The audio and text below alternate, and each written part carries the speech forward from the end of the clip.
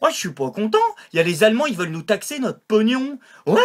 Alors déjà, les Américains, ils nous expliquent comment qu'on doit voter notre président. Et maintenant, les Allemands, ils nous expliquent comment qu'on doit gérer nos banques. Alors à la base, c'est une idée de la Deutsche Staatsbank. Ouais, c'est pas facile à dire. C'est une banque mutualiste. Ouais, à Thuringe. J'en ai rien à foutre, moi, de Thuringe. Pourquoi ils vont m'expliquer comment je dois gérer mon fric? Alors cette proposition, elle consiste à taxer les dépôts en banque. Ça veut dire, l'idée, en fait, c'est que tu déposes ton argent dans une banque, comme tout le monde, et ben maintenant, il faudra payer pour ça. Alors, vous allez me dire, ouais, ça se fera jamais, etc.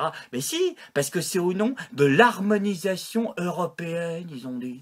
Oh! Ouais, à chaque fois que c'est l'harmonisation européenne, on est obligé, parce que sinon, visiblement, bah, ça se pète la gueule. Alors, en Allemagne, ils l'ont fait. En Espagne, ils avaient dit que oui, ils ont dit là cet été qu'ils vont suivre les conseils aussi. Le président, il a fait une déclaration, il a dit ça s'applique à la rentrée. Et là, puis maintenant, ça va être le tour de la France, hein. Cet adversaire, c'est le monde de la finance.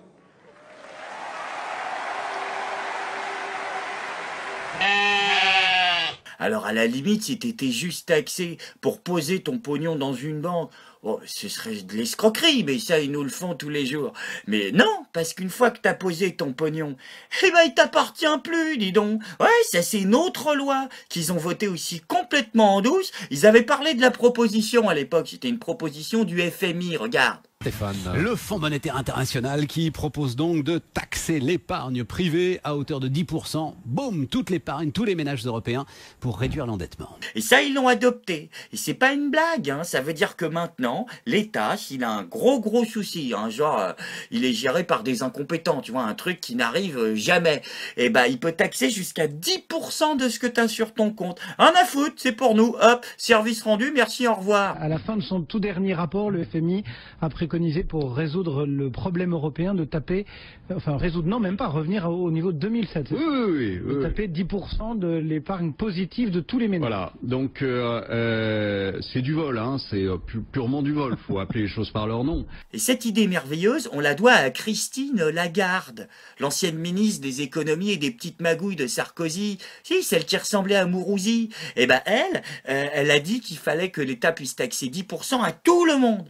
Mais ça, elle l'a pas fait au nom de l'harmonisation européenne, elle l'a fait au nom de l'égalité devant l'impôt.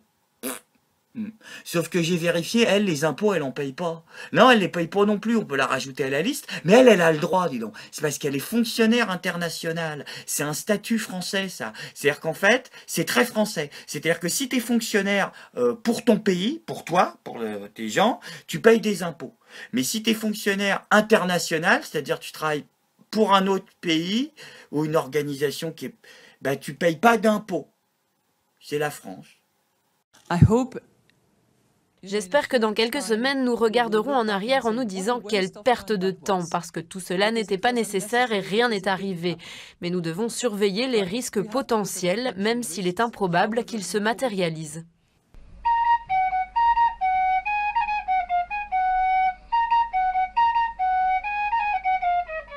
Donc là, qu'est-ce que tu vas me dire? J'ai pas envie de me faire sodomiser. Donc tu dis, bon, alors à ce moment-là, on pose plus notre argent dans les banques. Eh ben non, parce que ça, c'est la 3e loi, tous en briques, dis donc. Depuis le 1er septembre 2014, en France, tu n'as plus le droit de payer en liquide au-dessus de 300 € pour tout ce qui est impôts, taxes, factures, crèches, machin, enfin tout ce qui vaut de l'argent, tu peux plus.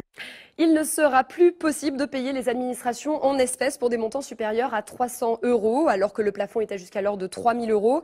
Le ministère de l'économie, des finances et de l'industrie a tenu à réduire ce montant pour tenter de limiter le blanchiment d'argent.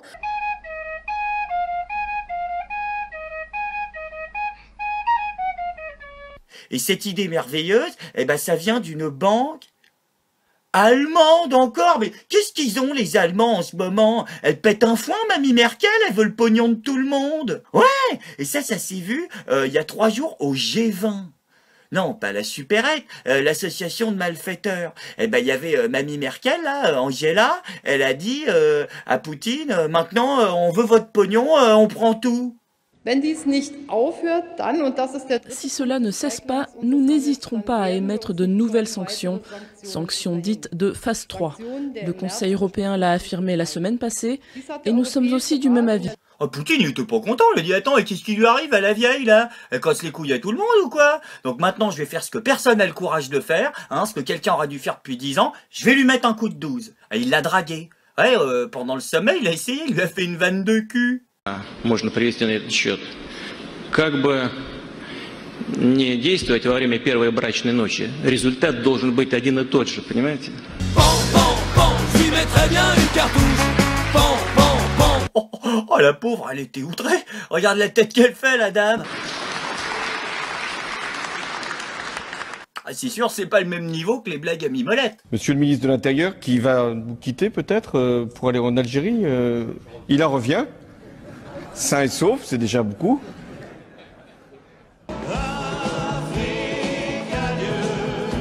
Ah, l'autre, elle avait pas l'habitude, elle était complètement choquée, elle s'est refermée comme une huître, elle a mis un râteau à Vladimir. C'est pour ça qu'il est parti, il était pas content. Attends, il était furieux, il a pris l'avion plus tôt. Il a quitté l'Australie avant la publication du communiqué final du sommet du G20. Le président russe Vladimir Poutine a pris son avion ce matin vers 5 h, heure de Paris, soit vers 14 h à Brisbane en Australie. Attends, je le comprends, 3 heures de muscu par jour, champion de MMA, normalement, zéro tracas, zéro blabla. La vieille, tu la tamponnes. Et non, là il se prend un râteau par Mamie Tromblon.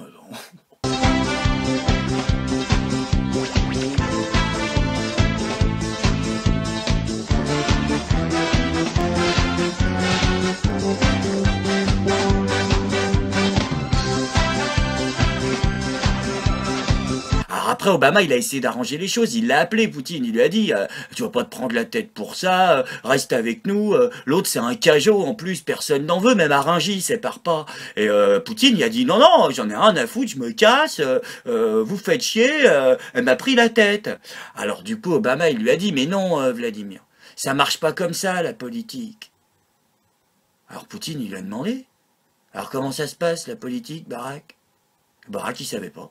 Alors il lui a dit, moi je sais pas. Moi je suis formation secrétariat. Ouais, je m'occupais des tonnerres pour les imprimantes à la base. Et après ils m'ont mis là. Je sais pas pourquoi. Tous les 4 ans en fait en Amérique ils font une grande fête. Ouais, avec des machines électroniques, les gens ils gobent ça, tu sais, ils jouent et tout. Alors qu'ils auraient une manette de PlayStation, ça ferait la même chose. Et à la fin il y a quelqu'un qui est élu. Et là c'est moi. Et ça s'appelle la démocratie, il a dit Obama. Ah, ça vient de démos, ça veut dire peuple, et de crasse, en fait, de caca, c'est ça que ça veut dire. Et parce qu'en fait, nous, on est les démocrates, c'est ça, c'est notre camp, voilà. Et les autres, du coup, bah, c'est des connards, en fait. C'est ça le principe du truc. Toi aussi, t'as l'impression de te faire enculer, Vladimir, il lui a demandé, comme ça, à Barack. Alors Vladimir, il l'a regardé, comme ça. Et il lui a dit, je suis pas content.